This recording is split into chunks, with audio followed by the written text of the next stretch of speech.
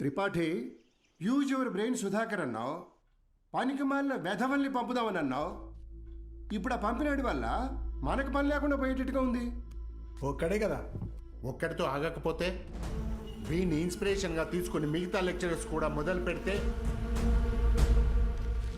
10th పేజీలో వీడి గురించి వచ్చిన ఆర్టికల్ మొదటి పేజీకి పాకితే మనం మొదటి పేజీలో ఇచ్చే యాడ్ని ఎవ్వరు చూడరు.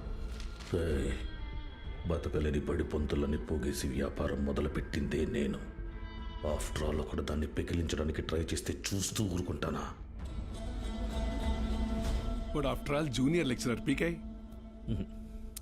కాంట్రాక్ట్ ఇష్యూస్ అనేసేనా 6 months ముందే నోటీస్ ఇవ్వాలి. అంత టైం వాడికిస్తే నాకు రిస్క్. అందుకోసం గవర్నమెంట్ రిస్క్ లో పడేయమంటావా?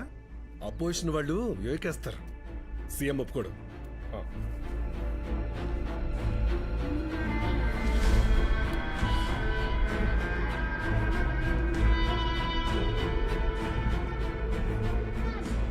ఏంటి త్రిపాఠి, ఇంకో బెంచ్ కారు కొన్నావా? అది నాది కాదు, నీదే. ఏంటి? నా సంగతి సరేనయ్యా, కానీ సీఎం ఒప్పుకోడు.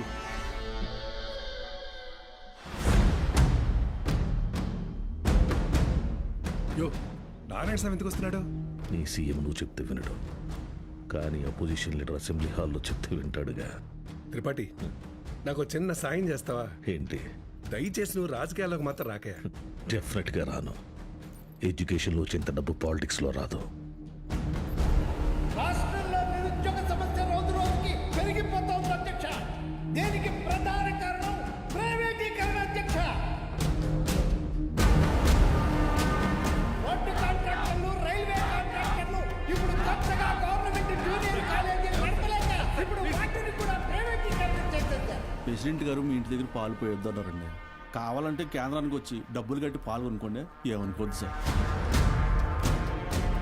ఎంప్లాయ్మెంట్ ఎక్స్చేంజ్ దగ్గర లెక్చరర్ల పోస్టుల కోసం దరఖాస్తు చేసుకున్న నా నిరుద్యోగ సోదరులకు ఏం సమాధానం చెప్తుంది ప్రభుత్వం?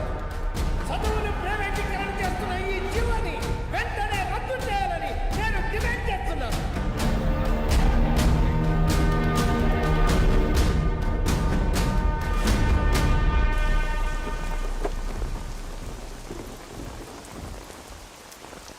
లోపలికి వెళ్ళి కీ ఇచ్చేసి రేపటి నుంచి నువ్వు పనిలోకి రా. ఏమైంది సార్? వెళ్ళి నీ కొడుకుని అడుగు. సార్,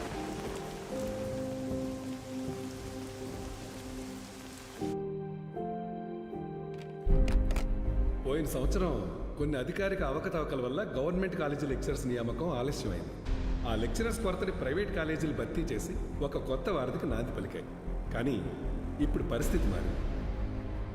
ఇటీవల జరిగిన ఇంటర్వ్యూస్లో 500 మంది లెక్చరర్స్ సెలెక్ట్ అయ్యారు.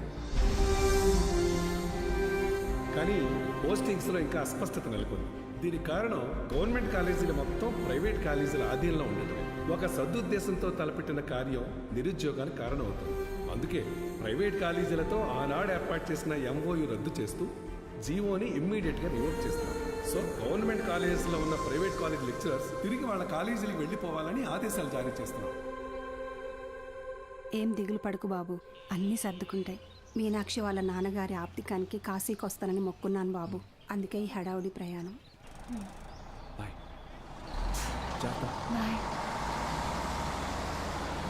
సతీ,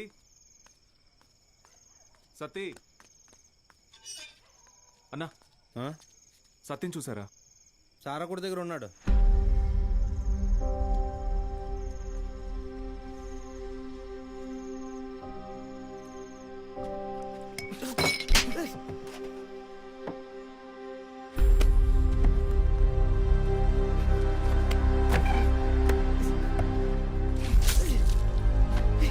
తుడుచుకో.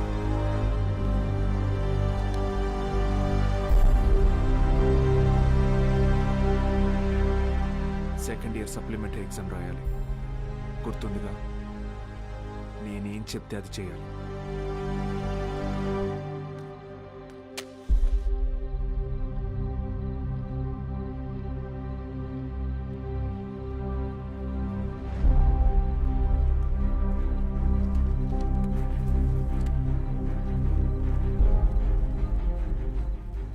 అమ్మ నాన్న పోయారు.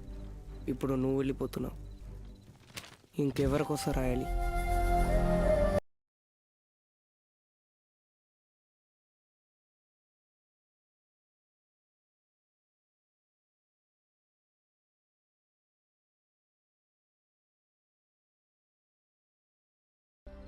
నువ్వు ఇంజనీర్ అవ్వాలని ఆశపడ్డావు, కానీ నేను చదివించలేకపోయాను. నన్ను క్షమించరా. ఎందుకు ఇప్పుడు ఓడిపోయాయి? నీ వల్ల అక్కడ ఒక్క స్టూడెంట్ ప్రయోజకుడైనా నేను గెలిచినట్టు భావిస్తాను. వాళ్ళ అమ్మా నాన్న ఆనందం వెనక నా కొడుకున్నాడని గర్వపడతాను. ఇప్పుడు ఏమైందని, ఎందుకు జరిగిపోయింది దాని గురించి బాధపడుతున్నావు? రే, అడిగింది కొనివ్వకపోతే ఆ పిల్లలు ఒక్కరోజే ఏడుస్తారు. కానీ వాళ్ళ అమ్మా నాన్న కొనివ్వలేని పరిస్థితి ఉన్నంతకాలం ఏడుస్తూనే ఉంటారు.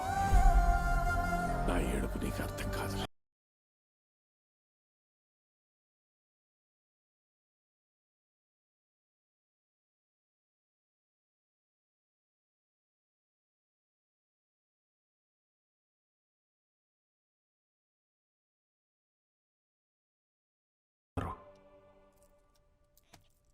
కానీ అస్సలు యుద్ధం అప్పుడే మొదలైంది. ఇంటర్ ఫస్ట్ ఇయర్లో పేర్లు ఇచ్చినట్టు ఇచ్చి మళ్ళీ వెనక్కి వెళ్ళిపోయారండి, లెక్చరర్ లేరని. బ్యాగులు వేసుకుని ఎక్కడికి వెళ్తున్నారు? వీరన్న, పొద్దు పొద్దున ఎక్కడికి రా? క్లాస్కి వెళ్తున్నామండి. క్లాసా? ఇంకా సెలవులు ఇవ్వలేదు, అప్పుడే క్లాస్ ఏంటండి? మరి ఎక్కడికి వెళ్తున్నారు? అదండి చూద్దాం.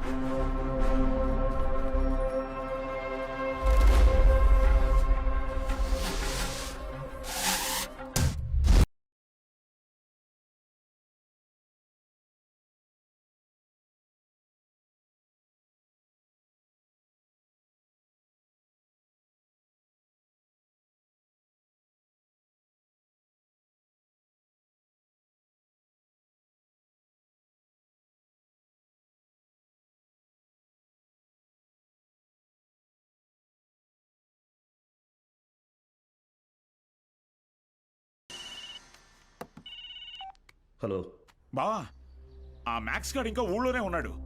పొలంలో పాకేసి ప్రైవేట్ పెట్టేశాడు. ఏం చేయమంటావు బావా?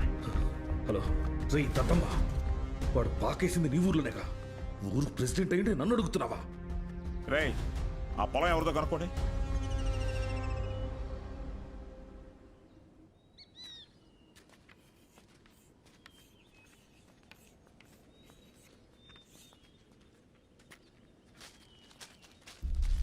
ఏం పంతులు, బాగున్నావా?